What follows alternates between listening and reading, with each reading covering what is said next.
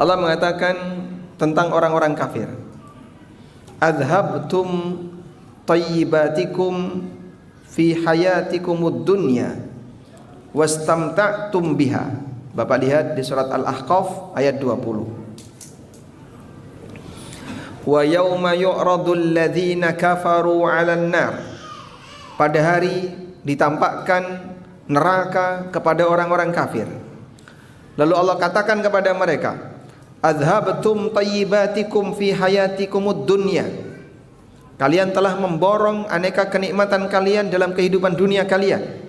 Wastamta'tum biha, dan kalian telah menikmati semuanya.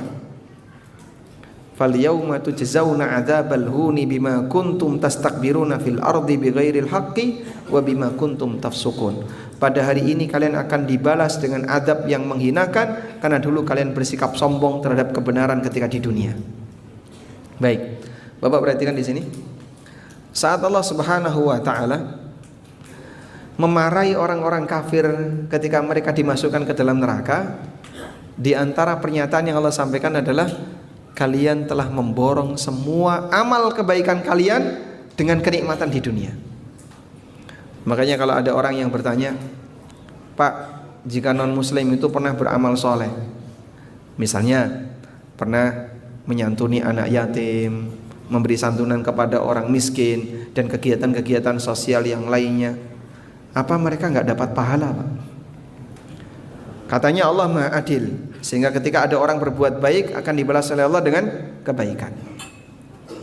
Ayat ini menjelaskan itu, bahwasanya balasan kebaikan yang dilakukan oleh orang kafir diberikan oleh Allah semuanya di dunia. Mereka bisa merasakan kenikmatan-kenikmatan yang Allah berikan kepadanya. Karena itulah, kalaupun orang kafir secara duniawi lebih mewah, hartanya lebih banyak, hidupnya lebih penuh dengan fasilitas, itu karena balasan yang diberikan oleh Allah Subhanahu wa taala kepadanya untuk semua kebaikan yang sudah pernah dia lakukan. Berarti sudah kontan di dunia. Sehingga pada waktu Nabi SAW, beliau bangun tidur, ngecap di punggung beliau apa, Pak? Bekas tikar yang beliau pakai untuk tidur. Umar bin Khattab melihat itu nangis. Nabi SAW kemudian tanya, ma yubkik, apa yang menyebabkan kamu nangis? Lalu Umar mengatakan, ya Rasulullah, di sana ada raja Romawi, di sana ada raja Persia yang mereka bergelimang dengan aneka dunia. Saat Nabi SAW mendapatkan informasi itu, beliau iri atau tidak, Pak? 0% iri kepada mereka. Tapi yang beliau sampaikan adalah, amatarda in kana lahumud dunya walanal akhirah. Apakah kamu tidak merasa bangga ketika mereka hanya punya dunia sementara kita punya akhirat? Sehingga orang kafir kalaupun dia bergelimang dengan aneka harta, sama sekali tidak membuat Rasulullah SAW iri untuk mendapatkannya. Karena itulah beliau tidak mengatakan, tenang saja, sebentar lagi kerajaannya akan kita taklukkan, nyantai saja kamu, nanti kerajaan Romawi akan kita ambil itu kerajaannya. Beliau tidak mengatakan demikian. Tapi yang beliau sampaikan adalah, apakah kamu tidak merasa ridho jika mereka hanya mendapatkan dunia sementara kita mendapatkan akhirat? Nah, dalam tafsir Ibnu Katsir berkaitan dengan surat Al-Ahqaf ayat 20 tadi, disebutkan satu riwayat dari Umar bin Khattab radhiyallahu anhu. Kata beliau, wa qad tawarra'a Amirul Mukminin Umar bin Khattab radhiyallahu anhu an katsirin minat thayyibatil ma'akil wal masyarib wa tanazzaha anha.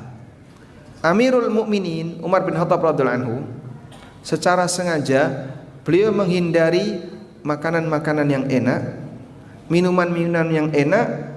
Tujuannya adalah karena beliau takut seperti yang difirmankan Allah di surat Al-Ahqaf ayat 20. Yang dikatakan oleh Allah, adhabtum tayyibatikum fi hayatikumud dunya, kalian telah memborong semua kenikmatan kalian di kehidupan dunia. Makanya tolong diwaspadai jamaah. Aneka kenikmatan itu bagi para sahabat, mereka takut bisa mengurangi pahala, dan kita nggak pernah ketakutan seperti itu. Padahal amal mereka jauh lebih hebat dibandingkan amal kita. Ibadah mereka jauh lebih hebat dibandingkan ibadah kita. Kenikmatan dunia yang mereka rasakan jauh lebih rendah dibandingkan dengan kenikmatan dunia yang kita rasakan. Sahabat tidak pernah merasakan ruangan ber-AC. Sahabat tidak pernah merasakan kendaraan bermotor. Sahabat tidak pernah merasakan kendaraan yang bisa terbang.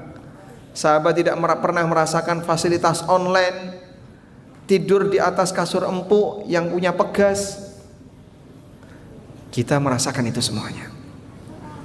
Tapi kita tidak pernah berpikir kalau ini ternyata bisa mengurangi pahala. Sehingga coba mulai direnungkan ya, berkaitan dengan aneka kemewahan yang kita rasakan, karena ternyata ini berpotensi bisa mengurangi pahala seseorang.